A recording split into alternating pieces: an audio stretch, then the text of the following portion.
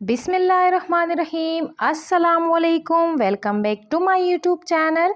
Viewers, आज मैं आपके लिए एक ऐसी रेसिपी लेकर आई हूँ जिसको आप 2.5 से 3 मंथ के लिए स्टोर करके टी टाइम में आसानी से एंजॉय कर सकते हैं। बिल्कुल सिंपल इंग्रेडिएंट से रेडी होने वाला ये मज़ेदार सा सूजी का हलवा, आप हैरान हो गए होंगे कि सूजी का हलवा कौन 2.5 से 3 माह के लिए स्टोर कर सकता है व्यूवर्स। लेकिन मैं आपको सिखाऊंगी कि इस हलवे को आप 2.5 से 3 माह के लिए इजीली स्टोर करके अपनी हल्की फुल्की भूख को ख़त्म कर सकते हैं और अपने गेस्ट को भी सर्व कर सकते हैं। सो चलिए व्यूवर्स, टाइम वेस्ट किए बगैर इंग्रेडिएंट्स की तरफ चलते हैं। हलवे का आप लुक चेक कर सकते हैं, इसके अंदर हमने कौन से ड्राई नट्स ऐड किए हैं और किस तरह से हमने इसको फुल रेडी किया है। तो चलिए व्यूवर्स, रेसिपी की तरफ चलते हैं। 2 कप हम सूजी